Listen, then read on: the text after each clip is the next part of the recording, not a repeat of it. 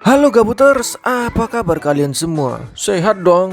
Oke, mengingat antusiasme yang tinggi dari kalian soal series The Purge, maka saya putuskan untuk melanjutkannya lagi ke season kedua, guys. Emang kalian ini suka kali sama film-film ginian ya? Oke, langsung saja ke episode 1, gaskan.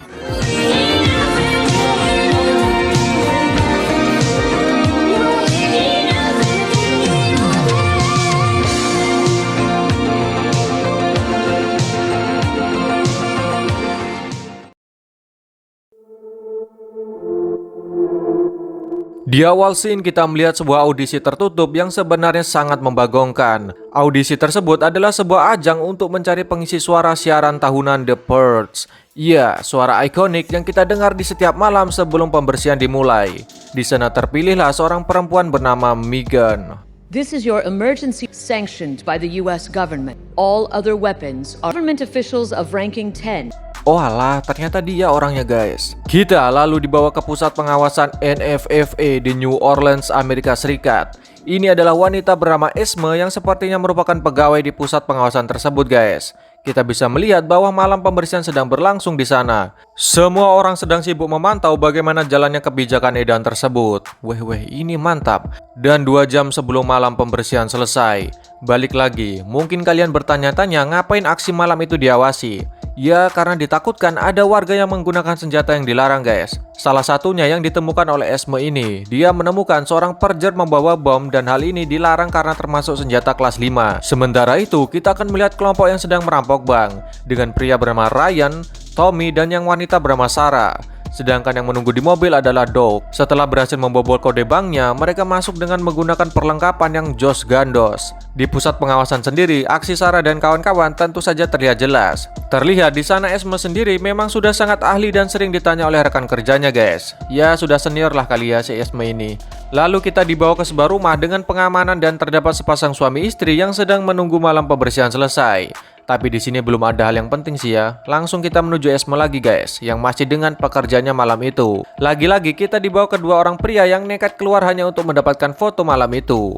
Mungkin 2 orang ini adalah jurnalis, nanti kita akan tahu. Sedangkan di lain sisi, Ryan bersama Sarah akhirnya bisa menerobos sistem banknya sembari di luar Doug mengawasi. Balik ke rumah tadi, pria tadi terbangun guys. Ini namanya Marcus kalau nggak salah ya. Marcus terbangun karena tiba-tiba istrinya yaitu Michelle menghilang dan sistem keamanan rumahnya tidak aktif.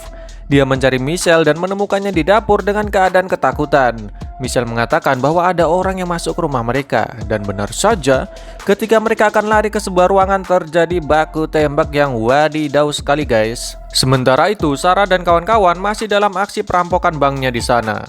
Ryan akhirnya berhasil memecahkan kode terakhir dan langsung masuk dengan tumpukan uang yang sangat menggiurkan tentunya. Saya pengen juga. Di kediaman Marcus, dia dan istrinya masih berkutat dengan perjer yang masuk di rumah mereka. Marcus meminta Michelle berlindung sembari dia akan memancing perjer tersebut keluar rumah agar Michelle bisa mengaktifkan lagi sistem keamanan. Marcus lantas berlari menuju rumah tetangganya untuk meminta tolong. Tapi sudah pasti tidak akan dibukakan pintu. Lagi pula siapa yang bisa dipercaya di malam pembersihan tersebut. Marcus bingung ditambah ada sekelompok orang di balkon rumah seberang yang dengan edan memainkan senjatanya. 60 menit sebelum pembersihan selesai, kita balik lagi ke Mbak Esme yang wow sekali. Di sini dia kaget karena melihat seorang wanita yang dia kenali. Ya, itu adalah Drew Adams, wanita yang pernah menolongnya dulu dari sebuah kejadian yang membagongkan. Tentu saja Esme merasa berutang budi dan berusaha menolong Drew agar bisa aman sampai malam pembersihan selesai. Di lain sisi, 2 pria pencari foto sebelumnya sampai di jembatan yang disebut sebagai jembatan bundir. Sesuai namanya, di jembatan tersebut memang menjadi ajang orang-orang melakukan bundir di malam itu guys. Mengerikan sekali pokoknya. Di tempat lain, Marcus masih berusaha kabur dari tempat tersebut dan untung saja tiba-tiba datang mobil sehingga bisa mengalihkan perhatian penembak di balkon tadi. Sembari orang-orang itu baku hantam, Marcus masuk ke mobil tapi lagi-lagi dia dikagetkan dengan kemunculan perjer yang sebelumnya mengejar dirinya. Sementara itu, Sarah dan kawan-kawan langsung akan kabur dari bank tersebut. Tetapi tiba-tiba datang segerombolan perampok lain yang tentu saja menginginkan hasil jarahan Sarah dan kawan-kawan. Dan yang sangat lebih wow lagi adalah para perampok itu mengenali Ryan guys. Sehingga ini adalah sebuah reuni yang kurang pas waktunya. Mereka tanpa basa-basi meminta seluruh uang rampokan Sarah dan kawan-kawan atau mereka akan di-kill malam itu. Tapi Ryan punya selera.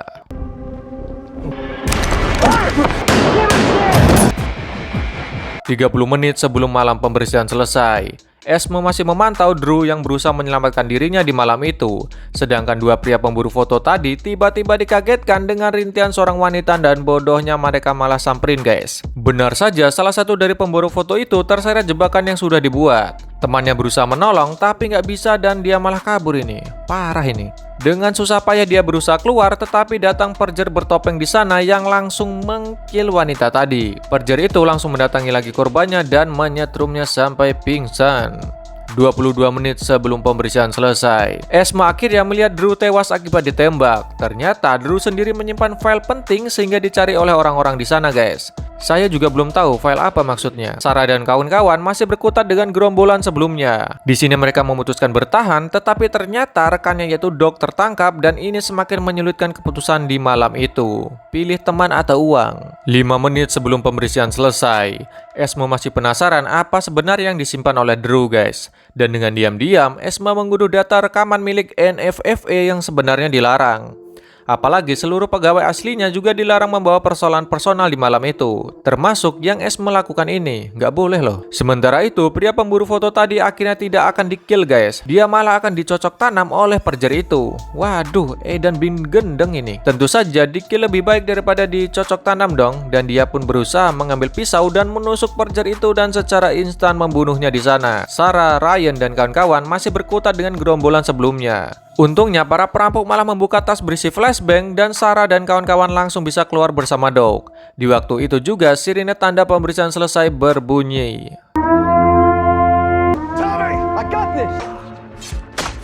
BTW Markus berhasil ya guys, perjer yang mengejarnya sudah tewas juga.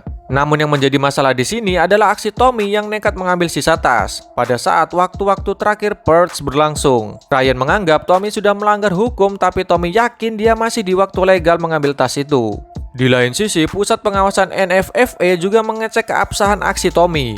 Dan di sini terlihat jika kakinya tinggal seupil lagi di saat Purge selesai. Waduh, gimana ini guys? Saya juga bingung. Ryan sendiri tidak ingin ambil resiko. Dia menolak Tommy ikut dan di lain sisi Tommy dicap sebagai perampok bersenjata oleh NFFA.